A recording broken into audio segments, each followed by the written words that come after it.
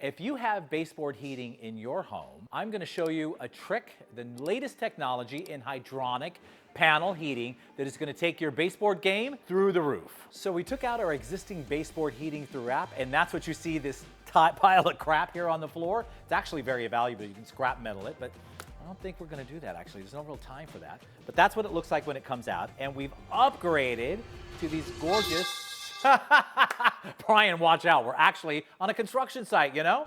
So we're talking about our really super duper hydronic heating panels. I love these for so many reasons. Let's break down why. They're really super efficient. So that's the first thing. The functionality of them, they run water through them and they heat just the same way you would do like any other type of heating, but very, very efficient, about 40 to 50% in most cases more efficient than your baseboard heating.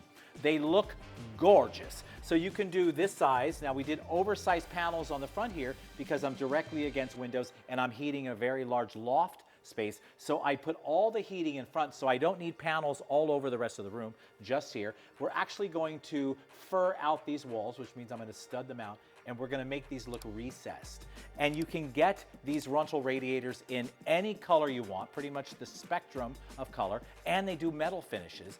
And there's no heat on the front of them. The heat comes from around, so the fronts don't really get hot. So you can put your furniture against them, children can touch them, super cool, energy efficient, and they last for years. It's a long-term investment here, but definitely is going to lower your heating bills over time. Another great feature of these hydronic water panels are the fact that you can hook them in wirelessly to almost any thermostat system. So if you have Nest, if you have Honeywell, they have these little valves on the bottom. You do your wireless component to it, and you can control the heat levels in your home either from your phone, your Nest, Honeywell, whatever thermostat system you have. Talk about modern technology in the palm of your hand.